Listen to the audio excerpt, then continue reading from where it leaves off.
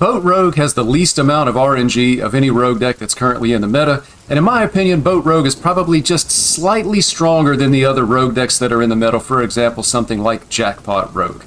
I was going to name this video something along the lines of, I broke the meta with this Boat Rogue deck, went 4-1, and then on the thumbnail I was going to put like a #1 legend symbol. And then I could be a real YouTuber. But I promised myself a long time ago that I never wanted to do anything that was misleading. I think I probably flirted with that line a little bit in the past, but I try to keep myself on the straight and narrow. If you ever feel like I presented anything misleading, I hope you'll get at me in the comments. I really don't want to do that. I know people have limited resources, and I know that, if you potentially people get baited into crafting a bad deck or a bad legendary, it can actually ruin their collection in the short term, possibly even cause people to just quit the game. That's not what I'm about, that's not who I want to be, and that's not what I want to do. But I do agree with everything that I've said about Boat Rogue. What exactly is Boat Rogue? We're going to dive into the list and take a quick look here. So Boat Rogue really just revolves around a Sharan vessel. It's the boat card. And then, of course, Gone Fishing to be able to dredge this thing up. So really, to me, you can almost think of this as like the boat package. So the boat package is going to be the 2 preps, just to be able to get the boat out a little bit earlier. The 2 Gone Fishings to fish up the second half of the boat. The 2 actual boats, 2 Sharan vessels, and then just Mr. Smite. So it's a nice little 7-card package that allows you to, put a lot of power on the board and potentially do a lot of damage by going into your opponent's face. So the reason why I say that it has less RNG than other rogue decks is that specifically you don't see any copies of Jackpot, and we're also not going to be running the Swift Scale Trickster. So Jackpot Rogue, when it's high rolling, is a more powerful deck than this Boat Rogue. Of course, if you're hitting just like the perfect spells, you're putting a lot of stats on the board, or you get like a crazy Rune of the Archmage played, of course, in combo with a Swift Scale Trickster, then the Jackpot Rogue has that kind of higher power level. But if you're low rolling with the Jackpots, then that deck ends up being significantly weaker than Boat Rogue, again, just in my opinion. But I think if you've played Jackpot Rogue any whatsoever, you know what I'm talking about with the low rolls. You get like useless spells, or you get a spell like Twisting Nether that clears your board, and then when you play the Contraband Stash, the Twisting Nether goes off last and wipes out any minions that you've created, so on and so forth. So for me, Boat Rogue is powerful.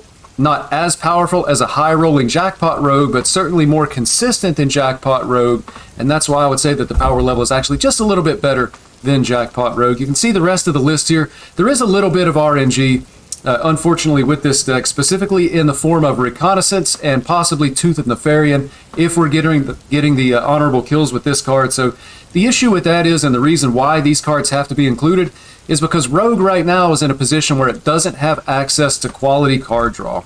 Probably the best card draw in the deck right now would be Gone Fishing, which isn't bad, a 1-mana draw 1 with the combo. Dredge, of course, is a pretty powerful keyword, especially the first time you use it in a game. Followed by Shroud of Concealment, and I mean, realistically, 3-mana draw 2 cards is bad. It's bad in Rogue, it's bad in Mage, you see it in Arcane Intellect, but it could potentially be even a little bit worse than Rogue, just because Rogue is almost always a tempo deck. Certainly this version and the Jackpot version are tempo decks, and all that really means is we want to put as many stats on the board as we can every single turn. And so if we're spending 3 mana on a Shroud of Concealment just to draw 2 minions, we're not actually putting anything into play.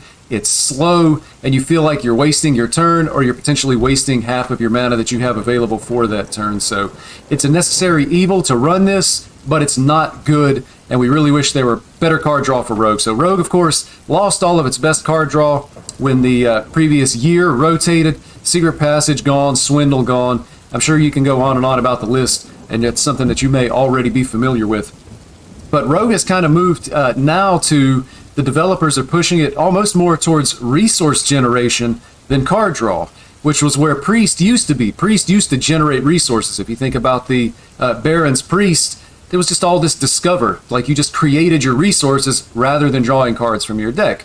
Now Rogue is kind of in that position. You think about Jackpot Rogue, you're creating spells from other classes. Reconnaissance, you're creating minions. Tooth of Nefarian, you're creating spells. And so instead of drawing cards out of your own deck, you're actually just creating random cards, which again has the potential to really high roll and just roll over your opponent, but it also has the potential to really low roll. And my hand is actually going so low here that you can't actually see it, because that's how low the low rolls get sometimes. And so that makes it, kind of bad in my opinion, because the high rolls feel great, they're fun, but if you're on the other side and your opponent is high rolling, then that's going to make you feel bad. And then if you're low rolling as the rogue, then it just makes you feel awful, and you really wonder why you're starting to play this deck in the first place. So realistically, I personally would be happier if Rogue had a little bit better card draw than what it has. Something like a Secret Passage was probably too good, and, surprisingly, Secret Passage was never nerfed or changed in any way. But Rogue feels like it needs just something a little bit better. So until then, we do have to run cards like Reconnaissance and Tooth of Nefarian. But outside of that, it's pretty much just a standard tempo deck. We put as much stats on the board as we possibly can. And really, we're just going to target our opponent's face. We want to go to the head. Let's hit him in the dome, more so than trading minions on board. Again, no such thing as a universal rule in Hearthstone. It's something I've said before.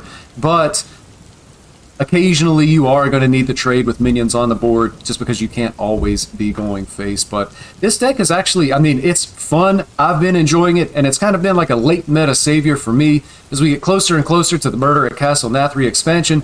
The game has gotten kind of stale, not just for me, but for a lot of people, maybe you as well. But I kind of settled into really just two decks that I was enjoying playing. Big Spell Mage, again, high RNG on the Rune of the Archmage. Also RNG on the Barbaric Sorceress as far as, if or what spell you're able to trade costs with for your opponent.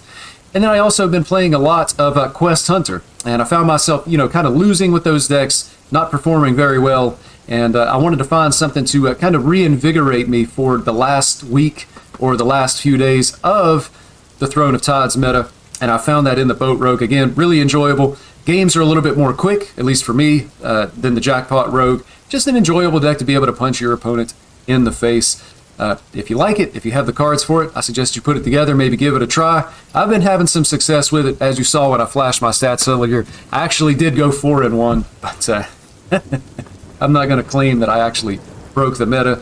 This deck has been around for a while. I didn't create it, and I'm sure you've probably seen it before, but it feels like it's kind of been lost in the shuffle with all of the Jackpot Rogues that have been running around. So this is the list. This deck code is going to be available in the description of the video. You might have to expand that just to be able to see that description.